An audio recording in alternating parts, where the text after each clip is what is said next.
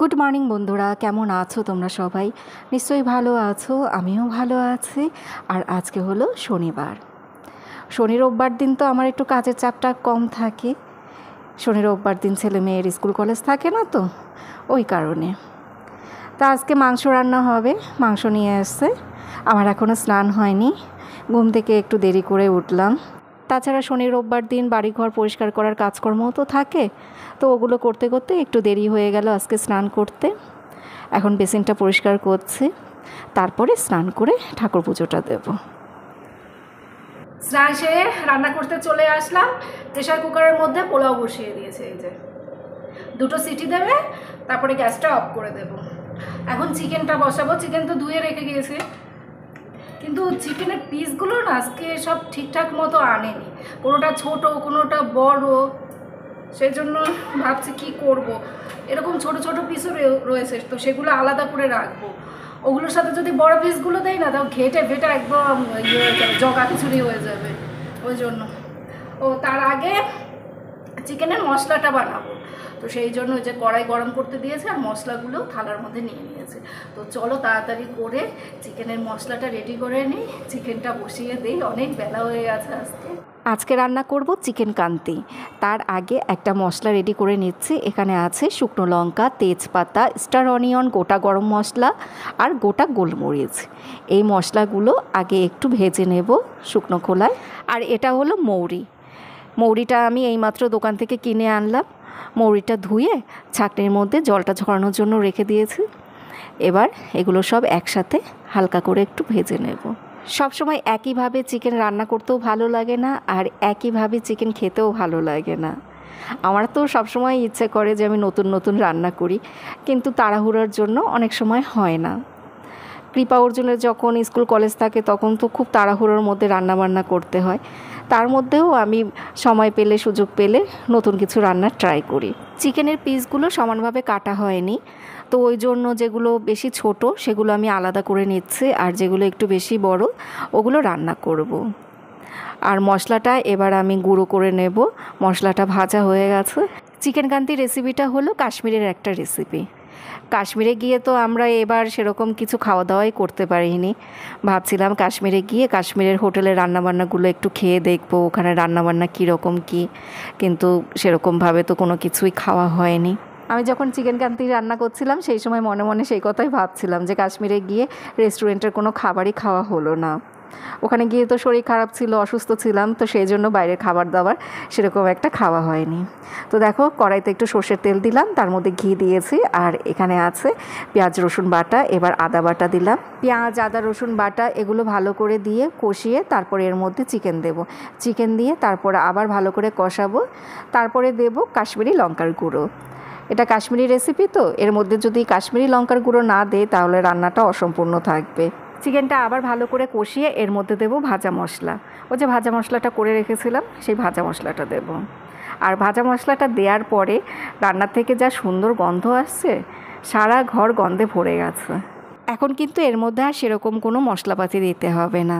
যা মশলাপাতি দেওয়া সব দেওয়া হয়ে গেছে। এবার শুধু চিকেনটাকে ভালো করে কষাবো। চিকেনটাকে ভালো করে কষিয়ে লাস্টে আমি এর মধ্যে একটু গরম জল দেবো। এই রান্নাটা বেশ সহজ, আর সেরকম কিন্তু মশলাপাতিরও প্রয়োজন হয় না। যেটুকু যা মশলার দরকার হয় সেগুলো সব হাতের কাছেই পাওয়া যায়। আর ওই ভাজা মশলাটা যদি একটু বেশি করে ফ্রিজে রেখে দেওয়া যায় তাহলে কিন্তু এই রান্নাটা মাঝে মধ্যেই করা যায়।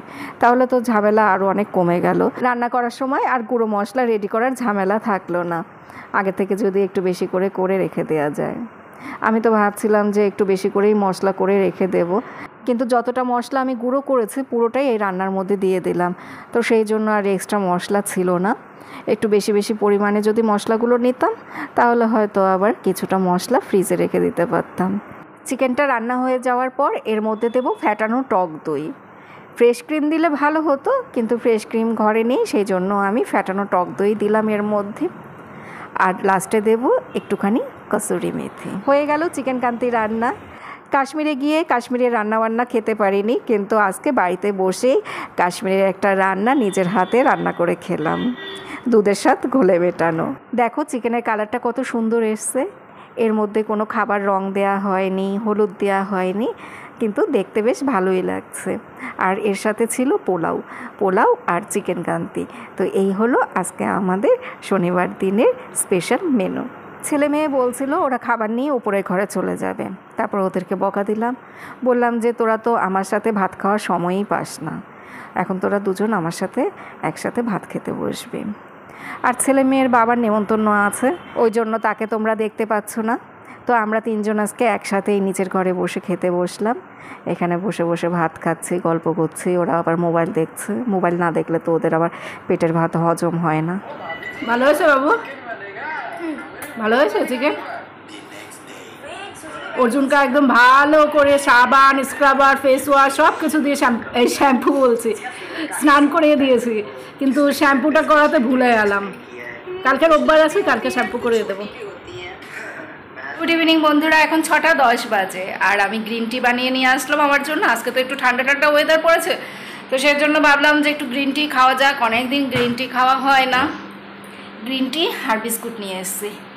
বিস্কুট ছাড়া আমি কোনো রকম কোনো চা খেতে পারি না। আজকে জানো তো একটু কফি খেতে ইচ্ছে করছিল, কিন্তু ফ্রিজে দুধ নেই, ওই জন্য আর কফিটা খাওয়া হলো না। ওয়েদারটা ভালো তো ওই জন্যই একটু কফি খেতে ইচ্ছে করছে, আর কফিটা খেলে বেশ ভালোও লাগতো। এরকম ওয়েদারে না কেমন যেন একটা ঝিমুনি ঝিমুনি ভাব থাকে। এই চা কফি এসব খেলে আবার একটু চাঙ্গা হওয়া যায়। চায়ের মধ্যে বিস্কুট ডুবিয়ে খাওয়ার মজাই আলাদা।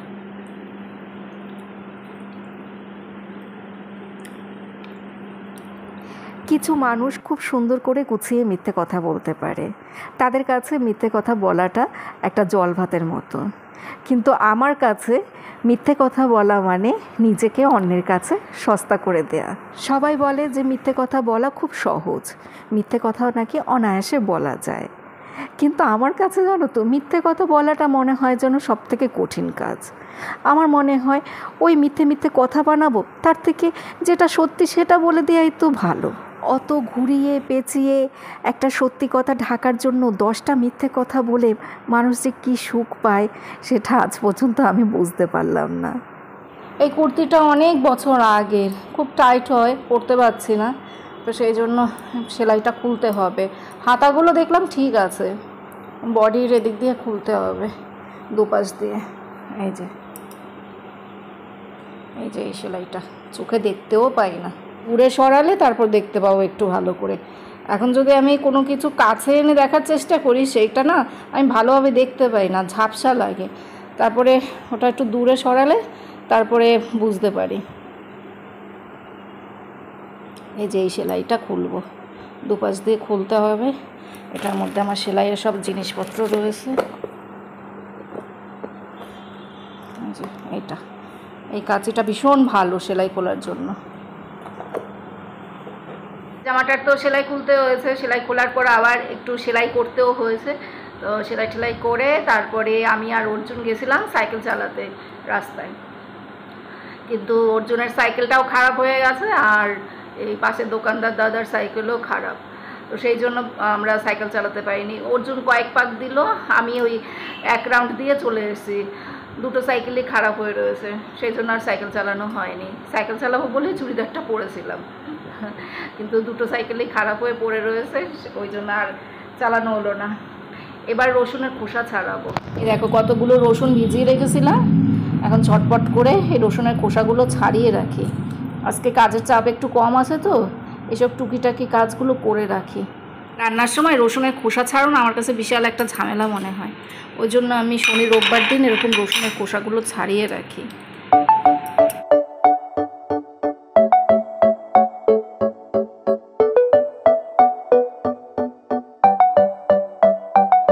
আমি মনে করলাম 1 কোটোর বেশি রসুন হবে, কিন্তু 1 কোটো রসুন হয়নি। দেখো এইটুকু হয়েছে, অনেকটাই কিন্তু রসুন ছাড়িয়েছি, 4খানা রসুন নিয়েছি, কিন্তু এইটুকু হয়েছে।